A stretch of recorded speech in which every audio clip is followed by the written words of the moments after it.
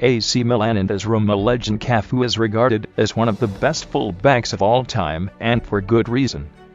The Brazilian began his career with Sao Paulo in stellar fashion, winning the Copa Libertadores in 1992. He secured a move to AS Roma in 1997 and won his first Serie A title with the Giallorossi in 2001. Cafu was a part of one of the best defensive lines of the 21st century while at AC Milan and won the Champions League with the club in 2007. The Brazilian's explosive runs down the right flank earned him the nickname Pendolino after Italy's express trains. In contrast with many attacking full-backs of his generation, Cafu was an astute defender who could operate effectively anywhere across the pitch. Cafu's most glorious achievements are with his national team. The right-back played 3 World Cup finals and lifted the trophy in 1994 and 2002, winning the latter as captain.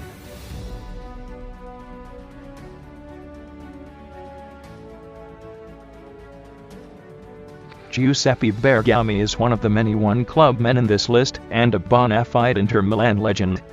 The Italian defender ensured that Inter Milan was able to hold its own against arguably the best AC Milan side in history. Bergami was a linchpin in Inter Milan's defense for over 20 years and embodied the side's calcio spirit. Bergami was primarily a right-back, but could also be used as a central defender or a sweeper if the need arose. He excelled in the man-marking defensive system used by Inter Milan in the 1980s. Bergami was also famous for his ability to hold off the best dribblers in the league with consummates. The Serie A of the late 20th century was a world of exceptional attacking talent, only surpassed by even better defensive setups. However, the Nerazzurri's legendary veteran often stole the show against world-class opposition.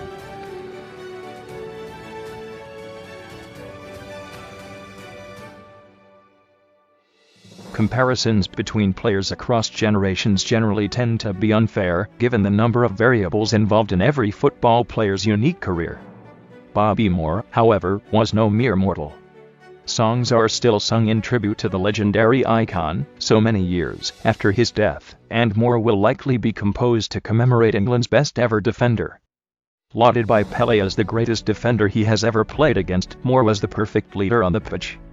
The centre-back played more than 600 games for West Ham, winning the FA Cup and the UEFA Cup Winners' Cup. Moore took up the England national team's captaincy at the age of 23 and did wonders with the role. He inspired the team to their first World Cup triumph in 1966, keeping clean sheets in every group game and holding off the legendary Eusebio in the semi-finals. In the 1970 World Cup, Moore wrote himself into the echelons of football history with a brilliant tackle to take the ball off the mesmerizing Gerson, inspiring generations of English defenders.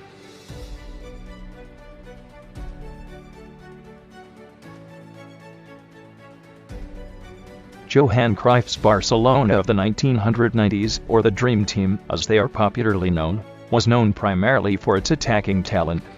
It is only fitting, therefore, that the side's best defensive talent was as explosive as they come. After brief stints with Groningen and Ajax, Koeman realized his true potential at PSV Eindhoven.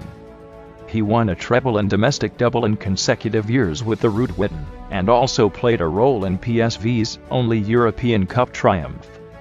The central defender scored an astonishing 51 goals in 98 games for PSV Eindhoven, outscoring most of the strikers in his team.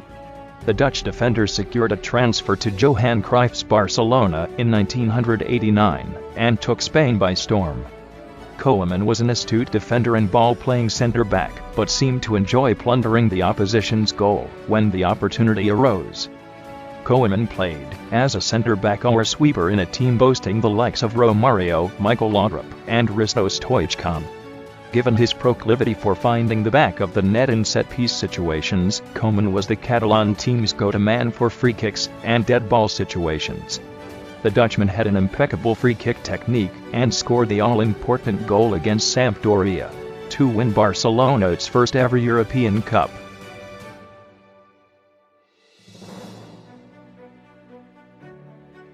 Gaetano Soria is one of only 5 players to date to have won every single trophy recognized by UEFA and FIFA.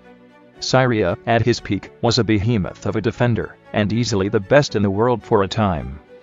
Luckily for his country, his extraordinary peak coincided with the 1982 World Cup, and with the legendary Dino Zoff behind him in goal, Italy's star defender could do no wrong. The Italian centre-back started his career at Atalanta, but made his name in Juventus, alongside the likes of Antonio Cabrini and Claudio Gentile. In contrast to his defensive partners, Soria was known for his finesse and technical ability, and is often seen as a precursor to the defensive styles of Baresi and Maldini. Soria went on to win 7 Serie A titles with Juventus, and stayed with Italy's most successful club till the end of his career. The southern stand of the Juventus Stadium is named the Curva Soria in honor of the legendary defender.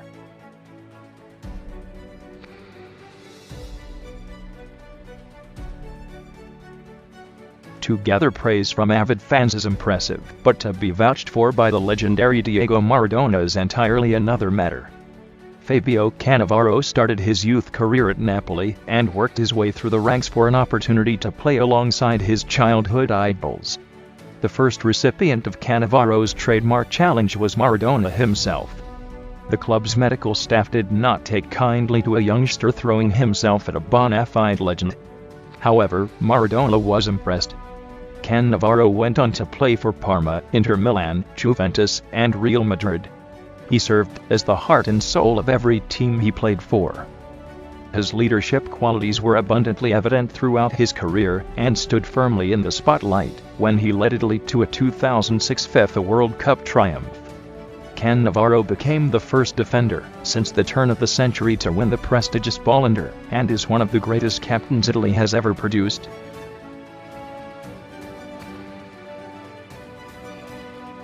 If defensive football had to nominate its own Leonardo da Vinci, Alessandro Nesta is one of football history's rare gems that would fit the bill.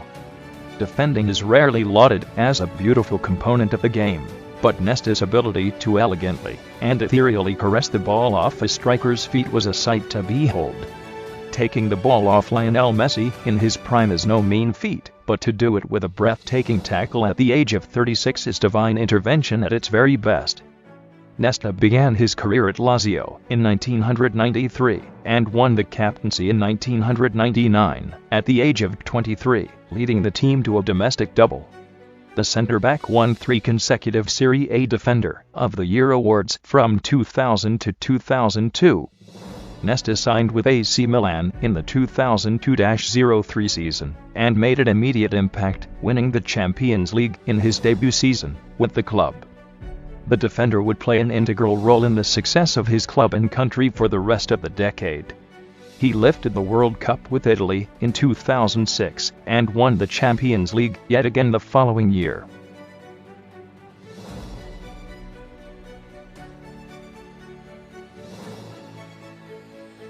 It is, in hindsight, quite peculiar that Franco Baresi began his career in the shadow of his talented older brother, Giuseppe Baresi.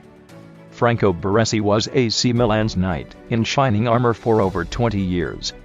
The talented defender was largely responsible for the club's astronomical highs, and stood firm in the club's defense during its worst periods. To AC Milan, Baresi was the definition of a leader and messiah, injecting life into teammates and fans alike every time he won the ball back in his trademark fashion. Baresi was Arrigo Sacchi's go-to man during his time at the club, interpreting tactical instructions and holding together a world-class defensive line. Baresi was a Sacchi-certified expert at organizing offside traps. He would often leave strikers and wingers dumbfounded with his indomitable presence of mind. The defender led AC Milan to 3 UEFA Champions League and 6 Serie A titles, commencing an era of unprecedented success for the Rossoneri. Piscine, or the Little One, as he was referred to in his early days, had emerged from his brother's shadow. Not only that, but he had also shaped the art of Italian defending, and etched himself a permanent place in the soul of the San Siro.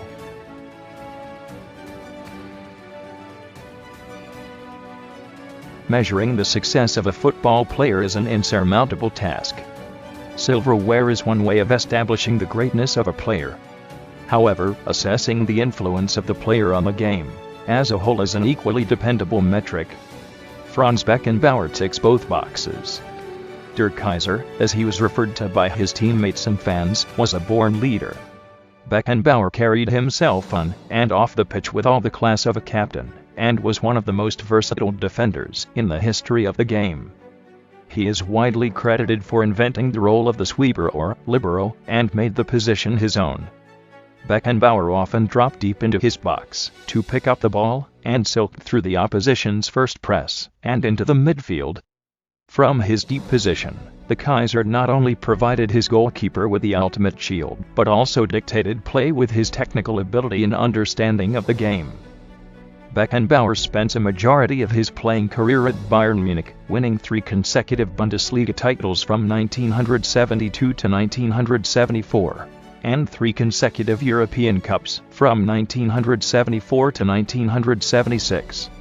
The defender also led West Germany to the 1972 European Championship. The jewel in Franz Beckenbauer's crown was his performance against Johan Cruyff's Netherlands in the 1974 World Cup final. Up against one of the greatest Dutch attacks in history, Beckenbauer and his legion of defenders played out of their skins to nullify Cruyff's total football and emerged victorious. They lifted the coveted trophy and etched their names into the annals of football lore.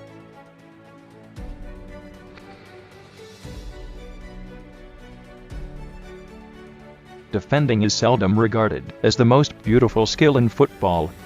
More often than not, defenders make use of ugly tackles, pulls of the shirt, and horrendous elbows to the face, either to intentionally obstruct play or simply to send a message. It comes as no surprise, therefore, that a popular notion exists which paints the art of defending in an exceedingly unflattering light. Paolo Maldini is the very antithesis of this notion. In the blink of an eye, Maldini could take the ball off a striker's feet like a hot knife slicing through butter. Filling the massive boots of Franco Baresi is nearly impossible, but Maldini carved his own image at the San Siro, playing for his beloved AC Milan for an astonishing 25 years. As far as one club men go, there are only a handful of players in football history that can compare to Maldini's dedication and loyalty. Maldini remained a constant in some of the greatest defensive lineups in the history of the sport. In his early 20s, he formed a legendary partnership with the likes of Franco Baresi, Mauro Tosatti, and Alessandro Costacurta. His rapport with Baresi, in particular, was spectacular.